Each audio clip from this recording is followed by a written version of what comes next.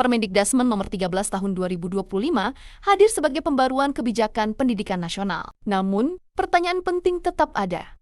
Seberapa relevan kebijakan ini dengan realitas di lapangan? Melalui sudut pandang kecerdasan buatan, podcast ini mengulas isi kebijakan, tantangan implementasi, serta dampaknya bagi satuan pendidikan dan masa depan pembelajaran. Selamat datang di Saling Silang Pandangan. Hari ini kita akan membahas sesuatu yang sangat mendasar ya, yaitu arah baru pendidikan di Indonesia. Ada Peraturan Menteri Pendidikan yang baru, nomor 13 tahun 2025, yang memperkenalkan sebuah konsep yang cukup besar, pendekatan pembelajaran mendalam. Ini bukan cuma soal ganti daftar mata pelajaran, tapi lebih ke upaya mengubah filosofi di balik semua yang terjadi di kelas. Betul. Dan disinilah perbincangan kita menjadi menarik kan?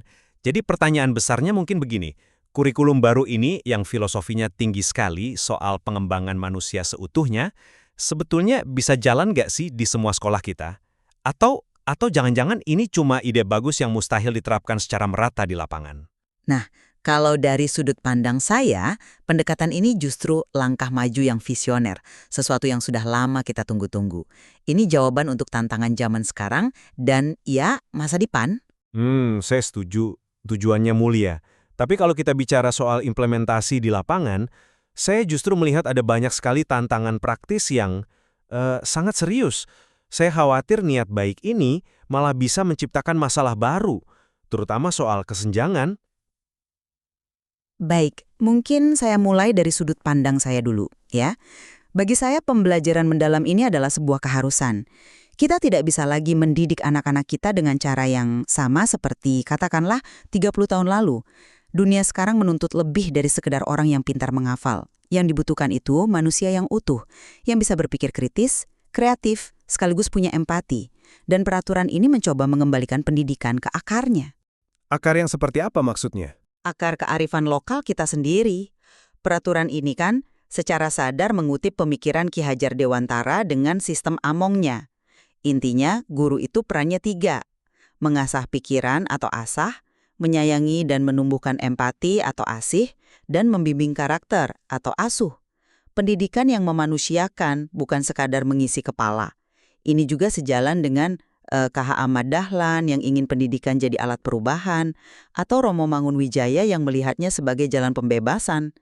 Jadi, konsep ini bukan barang impor, ini DNA pendidikan kita yang coba dihidupkan lagi. Secara praktis, ini diterjemahkan menjadi 4 pilar. Olah pikir untuk kecerdasan, olah hati untuk etika, olah rasa untuk seni, dan juga olahraga untuk fisik. Semuanya harus seimbang. Oke, saya tidak membantah keindahan filosofi itu. Siapa yang tidak setuju dengan tujuan membentuk manusia utuh? Tapi, disitulah letak kekhawatiran saya. Ini seperti arsitek merancang sebuah bangunan yang sangat indah dan canggih, tapi cetak biru itu diberikan kepada para pekerja di ribuan lokasi berbeda, yang, peralatannya tidak sama, keahliannya tidak merata, materialnya pun beda-beda. Hasilnya akan seperti apa? Pertanyaan saya sangat mendasar. Bagaimana konsepsi abstrak pembelajaran berkesadaran atau suasana yang menggembirakan bisa diterjemahkan menjadi praktik sehari-hari oleh seorang guru honorer, katakanlah, di pedalaman Papua yang mengajar di kelas gabungan dengan fasilitas minim? Saya khawatir ini hanya akan jadi jargon indah di sekolah-sekolah elit perkotaan. Sementara di daerah lain, guru akan semakin bingung dan terbebani, jurang kualitas pendidikan yang sudah lebar bisa jadi makin menganga. Saya paham kekhawatiran itu, dan itu sangat valid. Tapi justru disitulah letak kekuatan utama dari peraturan ini, yaitu fleksibilitas. Ini bukan resep kue yang takarannya harus sama persis di mana-mana. Konsep pembelajaran bermakna di sekolah pesisir tentu akan berbeda dengan di sekolah tengah kota metropolitan kan? Justru peraturan ini mendorong guru untuk menjadi perancang. Misalnya peraturan ini kan menyiapkan porsi besar untuk kegiatan proyek kokurikuler. Bayangkan sekolah di daerah pertanian ya, di Jawa Tengah. Mereka tidak perlu lagi belajar biologi dan ekonomi secara terpisah dari buku teks yang konteksnya jauh. Mereka bisa buat proyek bersama, meneliti kesuburan tanah, menghitung biaya produksi padi varietas lokal, sampai merancang strategi pemasarannya. Itu kan mengintegrasikan sains, matematika, ekonomi, sosiologi secara langsung. Itulah pembelajaran bermakna yang relevan dengan hidup mereka. Jadi, ini bukan soal menyeragamkan praktek, tapi menyeragamkan prinsip. Tunggu dulu, kata fleksibilitas itu terdengar sangat membebaskan. tapi bisa juga menjadi pedang bermata dua. Fleksibilitas tanpa panduan teknis yang jelas, tanpa contoh konkret yang bisa diadaptasi, dan tanpa pendampingan yang intensif, itu bukan kemerdekaan, itu kebingungan. Perlu kita ingat, pendekatan ini bukan pilihan, tapi diwajibkan sebagai kerangka dasar kurikulum. Artinya, semua guru, suka tidak suka, siap tidak siap, harus menafsirkan filosofi tingkat tinggi dari Ki Hajar Dewantara ini dan menerapkannya di kelas. Bebannya ada di pundak mereka. Saya khawatir yang terjadi adalah malah praktek pedagogis. Guru-guru kembali ke cara mengajar lama, ceramah, catat, hafal, tapi di laporan administrasinya mereka mencentang kolom sudah menerapkan pembelajaran bermakna. Fleksibilitas bisa menjadi bumerang yang justru menciptakan variasi kualitas yang semakin liar, bukan inovasi yang merata. Saya akui itu adalah resiko yang harus kita mitigasi, tapi bukan berarti kita harus membatalkan visinya. Justru dengan memberikan otonomi dan kepercayaan lebih kepada guru, kita mendorong mereka untuk berkembang. Selama ini, guru terlalu sering diperlakukan sebagai operator kurikulum, bukan sebagai profesional. Peraturan ini adalah langkah awal untuk mengubah itu. Tapi, apakah langkah awalnya tidak terlalu jauh lompatannya? Ini membawa saya ke kontradiksi terbesar yang saya lihat dalam peraturan ini. Di satu sisi, semangatnya adalah mendalam, yang butuh waktu, refleksi, tidak terburu-buru. Di sisi lain, kalau kita buka lampiran yang mengatur struktur kurikulumnya, isinya justru memaksa guru dan siswa untuk lari maraton. Maksud Anda alokasi jam pelajarannya? Tepat. Coba deh kita lihat struktur untuk SMA kelas X. Ada belasan mata pelajaran yang harus dikejar. Ada fisika, kimia, biologi, lalu ada sejarah, geografi, ekonomi, sosiologi, belum lagi agama, bahasa, matematika wajib, dan lain-lain. Bahkan sekarang ditambah lagi mata pelajaran pilihan baru seperti coding dan kecerdasan artifisial. Saya coba membayangkan jadi siswa. Pagi belajar turunan di matematika, siangnya menghafal nama-nama kerajaan di sejarah. Sorenya harus mengerjakan tugas kelompok proyek. Kapan waktunya untuk benar-benar mendalam? Kapan ada ruang untuk refleksi? Semangatnya ingin kita menyelam, tapi struktur jadwalnya memaksa kita untuk berselancar di permukaan dengan sangat cepat. Ini kan tidak sinkron. Pandang yang berbeda. Ini bukan kontradiksi, tapi sebuah tantangan desain pembelajaran. Kuncinya ada pada salah satu prinsip yang sering terlewat, berfokus pada muatan esensial. Peraturan ini secara eksplisit meminta guru untuk tidak lagi terobsesi menamatkan seluruh isi buku teks dari sampul ke sampul. Tugas guru adalah mengidentifikasi konsep-konsep paling fundamental dan esensial dari setiap mata pelajaran. Oke, tapi apa itu esensial? Siapa yang menentukan? Apakah tidak berisiko setiap guru punya standar esensial yang berbeda-beda nanti? Tentu ada panduan dari pusat, tapi guru diberi ruang untuk mengkontekstualisasikannya. Contohnya begini. Di pelajaran sejarah, daripada memaksa siswa menghafal 50 tanggal pertempuran, yang esensial mungkin adalah memahami konsep sebab akibat dalam peristiwa sejarah. Satu proyek riset kecil tentang sejarah desa mereka sendiri bisa jadi lebih mendalam daripada menghafal 20 halaman buku teks. Jadi, padatnya mata pelajaran itu bukan berarti semuanya harus diajarkan dengan cara yang sama dan terpisah. Alokasi waktu proyek kokurikuler yang besar itu adalah arena untuk meleburkan sekat-sekat itu.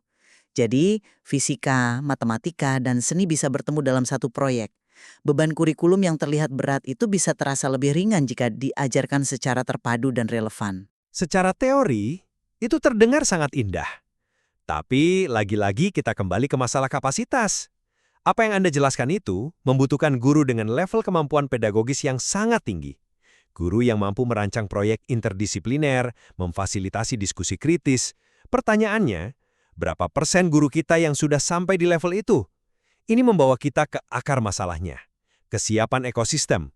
Peraturan ini sangat fasih bicara soal apa yang ingin dicapai, visinya luar biasa. Tapi sangat sunyi soal bagaimana cara mencapainya. Bagaimana peta jalan untuk melatih jutaan guru ini secara masif dan efektif. Tanpa investasi raksasa pada pengembangan kapasitas guru secara merata, saya khawatir visi ini hanya akan jadi menara gading yang indah dipandang dari jauh, tapi tidak bisa dicapai oleh mayoritas. Saya sama sekali tidak meremehkan tantangan implementasi itu. Itu adalah pekerjaan rumah terbesar kita. Namun, saya percaya bahwa perubahan fundamental tidak bisa menunggu sampai semua elemen sempurna. Kalau kita menunggu semua guru siap 100%, kita tidak akan pernah memulai reformasi apapun. Sebuah reformasi besar harus dimulai dengan menetapkan fondasi dan arah yang benar. Anggap saja ini seperti membangun negara, kita tetapkan konstitusinya dulu, visi, nilai, dan prinsip dasarnya. Baru setelah itu kita bangun lembaga-lembaga teknisnya.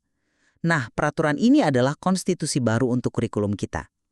Dengan menetapkan visi filosofis yang kuat, seluruh ekosistem pendukung, program pelatihan guru, penerbit buku, pengembang aplikasi akan terdorong bahkan terpaksa untuk menyesuaikan diri dengan arah baru ini. Tapi, apakah tidak lebih baik pendekatannya bertahap? Membangun kapasitasnya dulu, baru mengubah peraturannya? Seringkali perubahan tidak terjadi tanpa adanya sedikit guncangan atau dorongan. Visi ini berfungsi sebagai pemicu.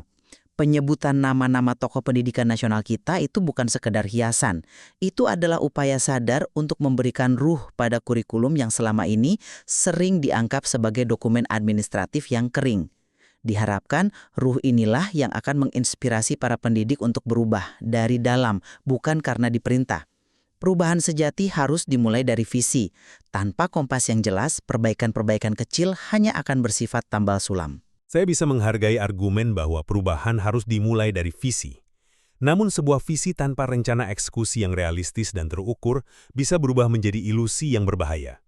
Itu bisa menciptakan frustrasi massal di kalangan guru. Keberhasilan kurikulum ini pada akhirnya tidak akan dinilai dari keindahan naskah peraturannya, melainkan dari apa yang benar-benar berubah di dalam ribuan ruang kelas. Kekhawatiran terbesar saya tetap sama, potensi terjadinya polarisasi. Akan ada segelintir sekolah super yang mampu menerjemahkan visi ini dengan cemerlang, sementara mayoritas sekolah lainnya tertinggal, bergulat dengan jargon-jargon baru tanpa ada perubahan praktik yang substantif. Kesenjangan bukan menyempit, malah melebar. Oke, sebagai penutup dari sisi saya tetap berpegang pada pandangan bahwa pembelajaran mendalam adalah sebuah langkah reformasi yang berani, perlu, dan tepat waktu. Ini adalah upaya untuk menggeser paradigma dari sekedar mengajar menjadi mendidik. Tantangan implementasi itu nyata, dan itu adalah tugas kita bersama untuk mengawalnya. Tapi memiliki visi yang kuat sebagai titik awal adalah syarat mutlak untuk perubahan sejati. Tanpa itu, kita hanya akan berputar-putar di tempat yang sama.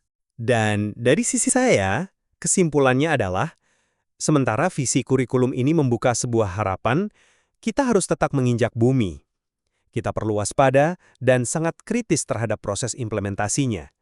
Keberhasilan kebijakan ini 100% bergantung pada komitmen nyata, bukan sekedar retorika untuk mendukung para guru di garda terdepan. Tanpa dukungan masif, pelatihan yang berkelanjutan, dan panduan yang jelas, ada risiko yang sangat nyata bahwa kebijakan yang niatnya sangat baik ini akan gagal dalam eksekusinya. Dan yang paling dirugikan adalah murid-murid kita. Saya rasa kita berdua bisa sepakat pada satu hal.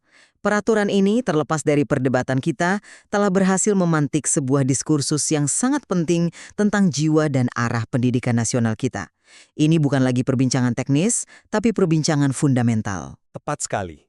Dan keberhasilannya akan sangat ditentukan oleh seberapa serius kita mengubah percakapan yang idealis ini menjadi tindakan yang realistis di lapangan. Materi ini menunjukkan betapa rumitnya merancang sistem pendidikan yang di satu sisi harus visioner, tapi di sisi lain juga harus membumi. Sebuah dialog yang harus terus kita lanjutkan.